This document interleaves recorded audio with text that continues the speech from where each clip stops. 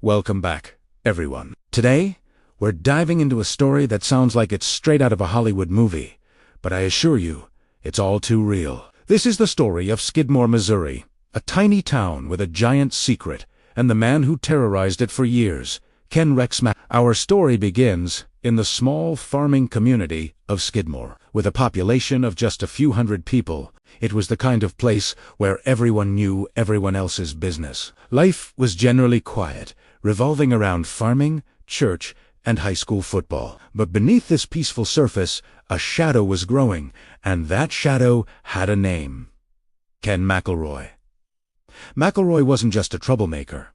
He was a force of nature. Known as the town bully, his criminal record was staggering. We're talking about dozens of felony charges over the years, ranging from assault and arson to cattle rustling and statutory rape. He was a big, intimidating man who carried a gun everywhere and was unafraid to use threats and violence to get what he wanted. He seemed to operate with total impunity, almost as if he were untouchable. You might be asking yourself, how could one man get away with so much for so long in such a small town? The answer is twofold: fear and a broken justice system. McElroy was an expert at intimidating witnesses. People who dared to stand up to him or testify against him often found their property destroyed, their livestock killed, or themselves and their families threatened. He created a climate of terror, where silence became the only safe option for the residents of Skidmore. But fear was only part of the equation. The other, more shocking part was the system that was supposed to protect them. Time and time again, McElroy would be arrested, only to walk free. He had a surprisingly skilled attorney, Richard McFadden, who was a master at finding legal loopholes and getting cases delayed or dismissed. Witnesses would mysteriously change their stories or fail to show up in court. Charges would be dropped on technicalities. It was a revolving door of justice, and McElroy always seemed to find his way out. This is where our story takes a darker turn, involving the very person sworn to uphold the law. The county sheriff. At the time, the Nodaway County Sheriff was Don Boyer.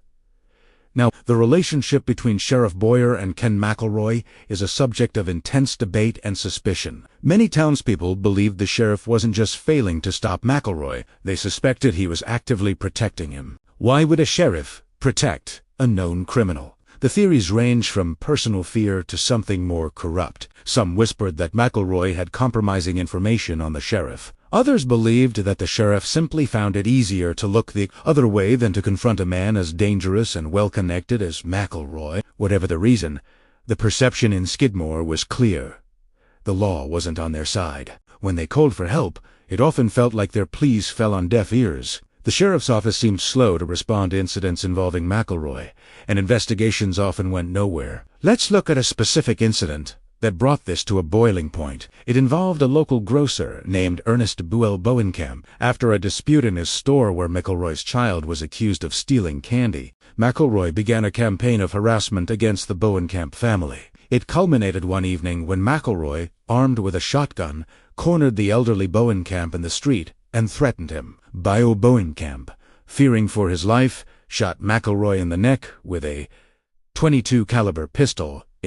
You'd think that would be the end of it. But it wasn't. McElroy survived. And despite being the aggressor and threatening an elderly man, he was the one who pressed charges. Bowenkamp was charged with assault. This was the final straw for many in Skidmore. The system wasn't just broken. It was working against them. They felt abandoned and utterly powerless. The tension in the town was thick enough to cut with a knife. McElroy, now with a fresh grievance, openly boasted that he would finish the job with Boyd. He walked around town, armed and more arrogant than ever, making it clear that he was untouchable and that justice would never reach him. The people of Skidmore were living in a state of constant fear, waiting for the other shoe to drop. On the morning of July 10th, 1981, it did. Ken McElroy and his wife, Trenna, drove into town and went to the local tavern. As they sat in their pickup truck, a crowd began to gather. It wasn't a lynch mob in the traditional sense. It was a group of farmers, business owners, and ordinary citizens. They were silent, watching. Estimates range from 30 to over 60 people. Then, shots rang out. At least 2 different firearms were used. Ken Rex McElroy was shot multiple times and died right there in his truck. His reign of terror was finally over. When law enforcement arrived, they were met with a wall of silence. The new sheriff, Danny Estes, questioned everyone present, but no one saw a thing.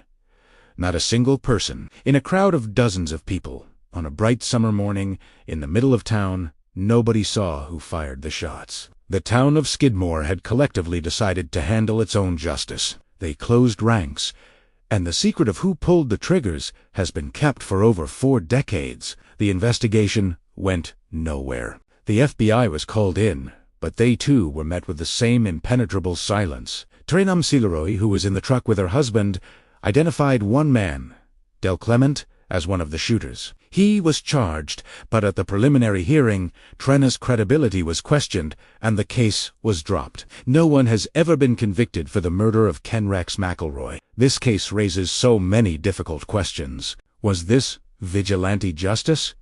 Absolutely. But what happens when the legal system repeatedly fails to protect its citizens? When the people entrusted with power, like the sheriff, appear to side with the oppressor? The people of Skidmore felt they had no other choice. They were pushed to the brink, and they took the law into their own hands. The story of Ken McElroy is a chilling reminder of how fear and corruption can poison a community. It's a tragedy on many levels, a tragedy for his victims who lived in fear, and a tragedy that a group of ordinary citizens felt that their only recourse was to commit murder. It shows what can happen when people lose all faith in the institutions meant to protect them. The silence of Skidmore speaks volumes, a testament to a town that took a dark and desperate step to reclaim its peace. What do you think? Was the town justified in its actions? Let me know your thoughts in the comments below. This is a complex case with no easy answers. Thanks for watching. And if you found this story compelling, please hit that like button and subscribe for more deep dives into fascinating cases. See you next time.